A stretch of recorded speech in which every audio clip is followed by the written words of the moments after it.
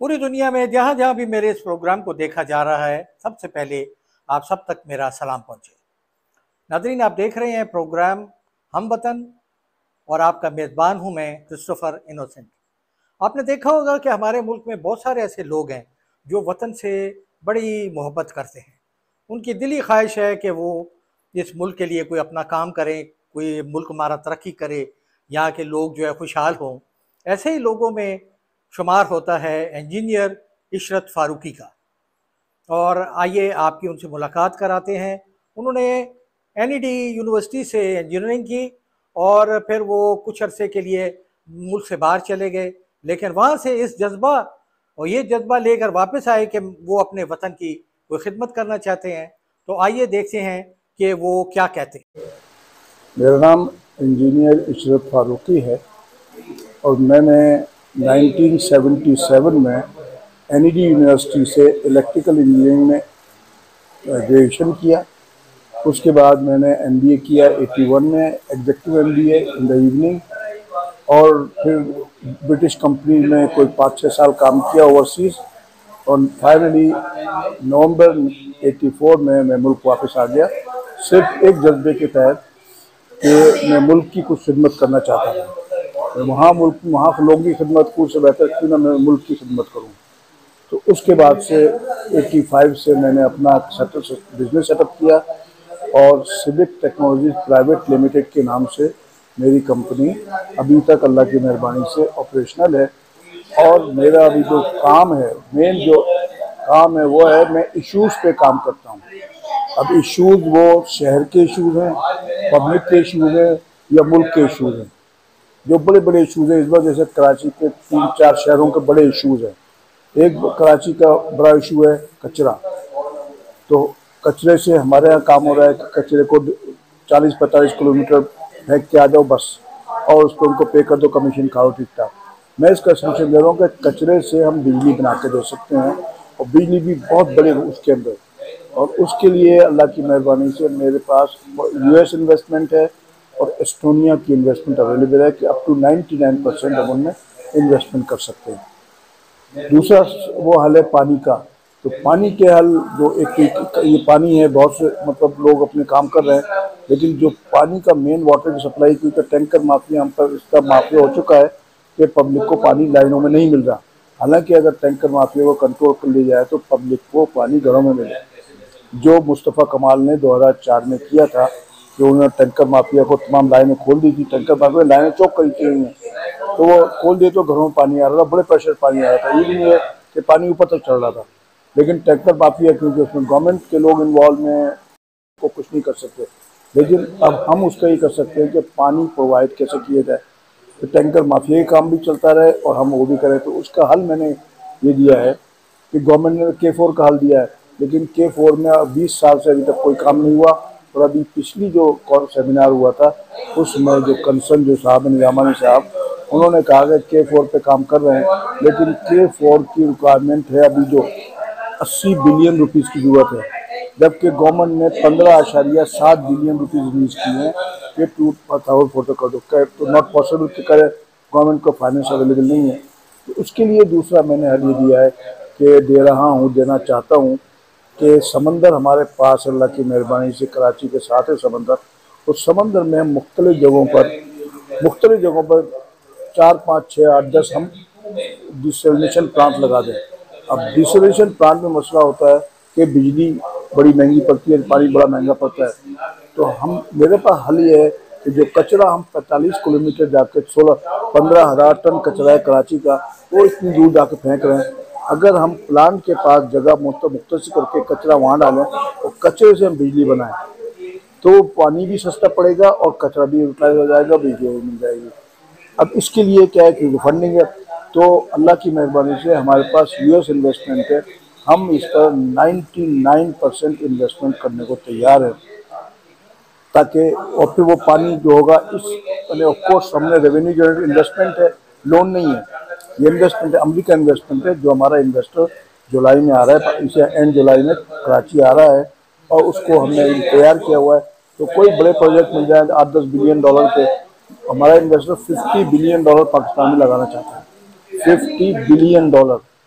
तो हम चाहते हैं कि वो हमारे गवर्नमेंट सेक्टर में तो इंटरेस्टेड नहीं है, गवर्नमेंट सेक्टर में हम हो गए। 2020 में मैं कोयटा गया था, इन्वेस्टर को अमेरिका से बुलवाया, कोर कमांडर मेरे एक वाकिफ थे, उसके थ्रू हम कोयटा पहुंचे। कोयटा में हमने गवर्नमेंट ऑफ बलूचिस्तान के साथ 7 मार्च 2020 को $20 बिलियन का एग्रीमेंट साइन करके आए। $20 बिलियन का 3 साल हो गए, लेकिन अब तक वहाँ हुकूमतें बदल गई, कुछ सियासी मामला थे, लेकिन अभी तक वहाँ एक कदम आगे वो लोग नहीं बढ़े हैं, जबकि इसलिए हम करने को तैयार हैं। तो अब मैंने स्विच ओवर किया प्राइवेट सेक्टर में, कि प्राइवेट सेक्टर में जहाँ भी कोई प्रोजेक्ट है, कितना ही बड़ा प्रोजेक्ट हो लेकिन फीजिबल प्रोजेक्ट हो, उसमें हम इन्वेस्टमेंट करें। तो अब यह कराची में हाई राइज बन रहे हैं, हाँ, बड़ी हाउसिंग कॉलोनीज बन रही है, तो मैंने उधर इन्वेस्टमेंट का फाइनेंशियल मॉडल दिए हैं कि हम इस प्रोजेक्ट पर आपकी जो प्रोजेक्ट कॉस्ट है उसका 99% हम इन्वेस्ट करेंगे, तुम सेल उसी तरह करो जिस तरह सेल कर रहे हो। पब्लिक को जो प्रोजेक्ट पैसे आएंगे, जो प्रोजेक्ट 5 साल में होना है, 7 साल में होना है, 10 साल में, हम 2 से 2.5 साल में प्रोजेक्ट कंप्लीट करके दे देंगे। क्योंकि जब फंड्स अवेलेबल होंगे तो जो हमारी राइजिंग जो कॉस्ट है सीमेंट, बजरी और सरिये की, वो कंट्रोल हो जाएगी, तो प्रोजेक्ट की कॉस्ट कम हो जाएगी और प्रोजेक्ट वक्त से पहले मुकम्मल होगा। ये एक प्रोजेक्ट मैंने 96 के अंदर, 96 से 99 में हैदराबाद का सबसे बड़ा प्रोजेक्ट है डिफेंस प्लाजा, सबसे बड़ा प्रोजेक्ट था उस ज़माने में, आज से 25 साल पहले। वो प्रोजेक्ट हमने जो 40 महीने में देना था, हमने 27 महीने में बनाकर हैंड ओवर कर दिया, जो कराया था। क्यों? जो उसका बिल्डर था उसके ताल्लुका अच्छे थे, उसके बाद फंडिंग बहुत सारी आ गई, तो हमने बगैर करके हमें वही प्रोजेक्ट 27 महीने में हैंड ओवर कर देगा। ये हम इसी दुनिया पे चाहते हैं कि पब्लिक को रिलीफ मिले, जब कॉस्ट कम होगी तो पब्लिक को बेनिफिट भी मिलेगा, अगर बिल्डर चाहे तो सस्ता भी दे सकता है, और भी इसके अंदर बहुत सारे। दूसरा ऑफर हम बार्टर ऑफर दे रहे हैं। हाउसिंग प्रोजेक्ट का जो लेटेस्ट टेक्नोलॉजी इस वक्त हमारे यहाँ, एक तो कचरे का मसला हो गया, दूसरा पानी का दे दिया, पानी से बिजली का हल हो जाएगा, तीसरा है कराची में कार पार्किंग का मसला।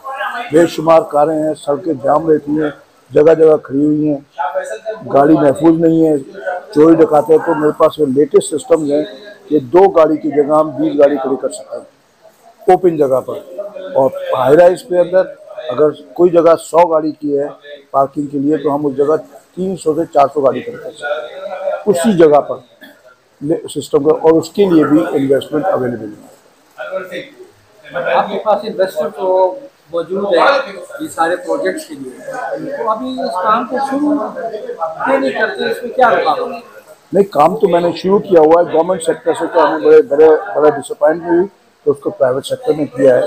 कल ही मेरी मुलाकात थी किंग ग्रुप के डायरेक्टर से, उन्होंने कहा कि ठीक है हमें इन्वेस्टमेंट की जरूरत है। मैंने कहा इन्वेस्टर आगे बढ़ाओ, कदम बढ़ाओ, 99% हम लगाएंगे, 1% आप लगाओगे। 1% किसी लगाओगे, क्योंकि हमारे यहाँ जो प्राइवेट सेक्टर के अंदर SBCI के थ्रू जितनी भी हाउसिंग हो रही है, इवन आम आदमी घर भी बना रहा है, वो भी नंबर 2 बन रहा है, मतलब उसमें लीगलाइजेशन रिश्वतों की बुनियाद चल रही है।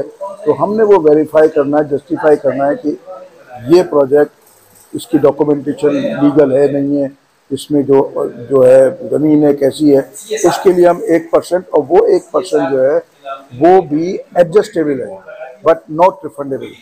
अगर ज़मीन सही है तो एडजस्ट हो जाएगी, 100% इन्वेस्टमेंट हो जाएगी, और अगर ज़मीन में डॉक्यूमेंट सही नहीं मिले तो वो हमारा खर्चा, उस पर जो हमने खर्चा वो खर्चा हो जाएगा। ये प्राइवेट सेक्टर में हम आ गए। अभी मैं डॉ यूनिवर्सिटी के साथ काम कर रहा हूँ। डॉ यूनिवर्सिटी को वो DHMM के पास 10 एकड़ की जगह है, उन्होंने मुझसे कहा, PD से मुलाकात हुई, कि वहाँ हम एक डॉ यूनिवर्सिटी का एक कैंपस वहाँ बनाना चाह रहे हैं। 2-3 दिन पहले मेरी वाइस चांसलर NED यूनिवर्सिटी से थी, उसका मीटिंग थी, उसका भी यही है कि हम एक सिंध में और एक एजुकेशन सिटी या DHA में हम NED यूनिवर्सिटी कैंपस बनाना चाहते हैं। मैंने कहा उनको इन्वेस्टमेंट हम करने को तैयार है, लेकिन मसला ये है कि हमारे यहाँ जो डिसीजन मेकर है, एक तो वो खत का जवाब नहीं देते। जब तक वो खत का जवाब नहीं देंगे, अपनी विलिंगनेस शो नहीं करेंगे, अपना शो नहीं करेंगे, अपनी तरफ से रिप्लाई नहीं करेंगे, तो हम हाउ वी कैन प्रोसीड, ये मसाइल है। तो प्राइवेट सेक्टर में इसलिए आया हूँ कि वहाँ 2-4 मीटिंग के अंदर ही एक क्लोज हो जाता है। तो इस वक्त कराची के जो इस एरिया में हैं, जो अंडर डेवलप एरिया है ना, स्कीम 33 और स्कीम 45, जो उनमें मैं इधर इधर मैं इस पर काम कर रहा हूँ। और क्लिफ्टन पे भी अभी एक साहब मिले, उन्होंने कहा $1.5 बिलियन चाहिए। मैंने कहा $1.5 बिलियन खर्च करते हैं, आप आगे बढ़ें, हम आपके इस प्रोजेक्ट पे इन्वेस्टमेंट करते हैं। जो प्रोजेक्ट कॉस्ट है, जो सेल प्राइस होगी, इसमें हम शेयरिंग करेंगे प्रॉफिट की। बिल्डिंग आप बनाओ, आप मार्केटिंग आप करो, पैसे आप लो, जो इनकम जनरेट होगी, जो सेलिंग प्राइस है, उसमें हम शेयर कर लेंगे।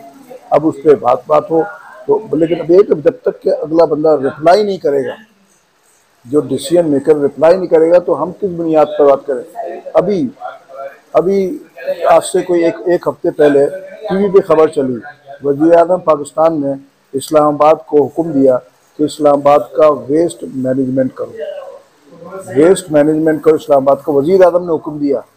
तो मैंने उसी वक्त 9:40 पर इस्लामाबाद के डीजी को, सीडीए डीजी को मैंने खत लिखा, मैंने ईमेल कर दिया कि जितना आपकी डिटेल्स है वो हम उस पे, जो कचरा है उसको हम बिजली बना के देंगे, उसमें 99% इन्वेस्टमेंट करेंगे। आज एक हफ्ता हो गया, मुसलसल रोज़ाना उसके डीजी से राब्ते में हूँ, रोज़ाना उनसे डीजी से राब्ते में हूँ, लेकिन अभी तक वहाँ से उनके खत का जवाब नहीं आया। मैंने कहा जब तक आप मुझे खत का जवाब नहीं दोगे, अपनी विलिंगनेस आप शो नहीं करोगे, तो मैं कैसे आगे बढ़ूँगा। तो आज भी सुबह बात हुई थी कि तो उनका ईमेल आया, मैंने दोबारा ईमेल कर दिया, भाई अगर आप इसकी कहा, मैं बोले इस्लामाबाद आ जाओ, उसने कहा भाई आज 10 बजे, आज का मुझे बुलाया तो इस नंबर 10 बजे आ जाओ। मैंने कहा मैं इतनी शॉर्ट नोटिस पे नहीं आता, मैं कराची में रहता हूँ, आने के लिए मुझे वक्त चाहिए, और वक्त के लिए जब तक आप मेरी ट्रैवलिंग का अरेंजमेंट करो, होटलिंग का अरेंजमेंट करो, तो आज यही हुक्म, नेक्स्ट वीक आ जाऊँगा। जो आपका सोल्यूशन है, हम इन्वेस्टमेंट करने को, और वही लेटेस्ट जो दुनिया की लेटेस्ट टेक्नोलॉजी है वो मैं पाकिस्तान लाना चाहता हूँ। और वो इसलिए कि मैं चाहता हूँ कि मेरा मुल्क एक डेवलप कंट्री बन जाए। डेवलप कंट्री उसी वक्त बनेगी जब हम इंटरनेशनल टेक्नोलॉजीज़ पाकिस्तान में लेकर आएंगे। और पाकिस्तान में एंट्री लाने के लिए गवर्नमेंट के लोगों का तो विजन है ही नहीं। गवर्नमेंट इस वक्त जो पिछले साल पूरा सिंध डूब गया था, अभी पिछले हफ्ते लाहौर पूरा डूब गया था बारिश की पानी की वजह से। हमारे यहाँ सिस्टम वही हॉरिजॉन्टल डिवॉटरिंग सिस्टम है कि पाइपलाइन के जरिए या नालों के जरिए पानी जाता है, वो आमतौर पर चौक रहते हैं तो वो ओवरफ्लो होता है, निकालने के लिए फिर पंपिंग करनी पड़ती है। तो एक लेटेस्ट टेक्नोलॉजी में इंट्रोड्यूस कराई है, वर्टिकल डिवॉटरिंग ट्यूबवेल टेक्नोलॉजी, कि हम जहाँ जहाँ ये है ना, वहाँ हम एक एक फीट डाया का ज़मीन में एक बोर करेंगे, ट्यूबवेल लगाएंगे, वो पानी इस तरह, जिस तरह के वॉश बेसिन में पानी भरा हुआ है और उसकी वो हटा दे, ढकना हटा दे, पानी शिंक करके गिर जाता है। ऐसे ही बारिश का पानी बिल्कुल मिनटों में और चंद घंटों में पूरा निकल जाएगा। सिंध गवर्नमेंट को मैंने दिया, मिनिस्टर जाम खान शोरो से मिला, उसने कहा ठीक है आप मॉडल लगाओ, लेकिन आज तक वो, आज के इरीगेशन डिपार्टमेंट चीफ इंजीनियर से मिला, लेकिन आज तक गवर्नमेंट में तो कोई खत का जवाब नहीं, किसी किस्म की वो फैसिलिटी नहीं। लेकिन स्टिल मेरी ख्वाहिश है कि मेरा मुल्क के लिए में कुछ कर जाए, बड़ी कि अल्लाह से दुआ कर। जो ये सेमिनार में शिरकत की है, पानी से मुतालिक है, पानी और सेहत है, इसके बारे में आप क्या कहें? पानी पर मैं काम कर रहा हूँ 25 साल से। मैंने कहा लेटेस्ट टेक्नोलॉजी लाने का है, तो ऑलरेडी मैंने जब आरओ प्लांट की कोई सुना भी नहीं था किसी ने, उस वक्त मैंने पहला आरओ प्लांट पब्लिक सेक्टर में अपने खर्चे से लगाया हैदराबाद में, वो बॉटलिंग पानी। लेकिन जब 5 साल मैंने वो चलाया, इस दौरान मैं रिसर्च की, तो मैंने महसूस किया, ये रिसर्च की स्टडी की, पता लगा कि ये आरओ प्लांट ही, आरओ प्लांट जो मिनरल वाटर कहते हैं, उसमें क्योंकि हम आर्टिफिशियल केमिकल्स मिलाते हैं जिसको मिनरल कहते हैं, वो इंसान को खा रहा है अंदर से। और वो ही बुनियादी वजह है कि जिसकी वजह से आज का इंसान 42 बीमारियों में मुब्तला है, और बीमारियाँ बढ़ती जा रही हैं उसी पानी की वजह से। तो अब इसके लिए हल क्या हो, तो इसके लिए मैंने हल दिया, इनको मैंने हल दिया इसके अंदर कि वो ठीक है, आरओ प्लांट एक सोल्यूशन है, तो उसके लिए मेरे पास एक नई टेक्नोलॉजी है, मैग्नेशन टेक्नोलॉजी, कि उसी पानी को हम अगर मैग्नेट से गुजार दें तो वो पानी हेल्दी, लाइव और एनर्जाइज हो जाएगा। मेरे पास इंपोर्टेड जो डिवाइसेस है मैग्नेशियम टेक्नोलॉजी, अमेरिका से मैंने इंपोर्ट की थी, मेरे स्टॉक पे अवेलेबल है। मैंने वो क्योंकि महंगी है, आम आदमी अफोर्ड नहीं कर सकता, तो मैंने लोकली डेवलप की है कि हर घर में अपना लगाया। मैंने अपने घर में 2 डिवाइस लगाई हुई हैं, एक जब अंडरग्राउंड टैंक से पानी ऊपर चढ़ता है तो एक पंप चलता है, तो एक वहाँ लगाई हुई है डिवाइस, कि पानी उससे गुजरा, मैग्नेटाइज हो गया, फिर ऊपर से टैंक से अंडरग्राउंड पूरे घर में डिस्ट्रीब्यूशन तो होती है, तो डिस्ट्रीब्यूटर एक पाइप में लगा दिया। अब मेरा पानी, पूरे घर का पानी मैग्नेटाइज पानी है। जो मैग्नेटाइज पानी लाइव हेल्दी और एनर्जाइज होता है, इसमें कोई केमिकल कंटेमिनेशन नहीं होती। जो पानी जैसा भी है वो उसी को इस नई टेक्नोलॉजी के लिए कर दिया है। इससे अलावा भी और एडवांस टेक्नोलॉजी, लेकिन अभी हम इसी पे काम कर रहे हैं। तो एक और टेक्नोलॉजी लेकर आए, वाटर फ्रॉम एयर। हमारे यहाँ हर शहर ह्यूमिडिटी बेहिसाब है, और ह्यूमिडिटी से हम पानी ले सकते हैं। और वो अमेरिकन टेक्नोलॉजी है जो मेरे पास अथॉरिटी भी है, और वो से कहते हैं वाटर जनरेटर, कि उससे हम पानी जनरेट करके जो रूरल एरिया है जहाँ पर के पानी पहुँचाना मुश्किल काम है, जैसे थर में पीपी गवर्नमेंट ने 2012 में लगाए 70 आर ओ प्लांट लगाए, लेकिन 700, लेकिन एक भी नहीं चल रहा है वहाँ पर। पब्लिक को पानी नहीं मिला, तो उसके मसाइल बहुत सारे हैं। उसकी जगह मैंने वहाँ भी परसों में एक साहब से बात कर रहा था, उनको मैंने ऑफर दी, मैंने कहा आप काम करो, मैं इन्वेस्टर में कराया तो बशर्ते इस काम करो। ये सोच रहा है। बहुत शुक्रिया जनाब।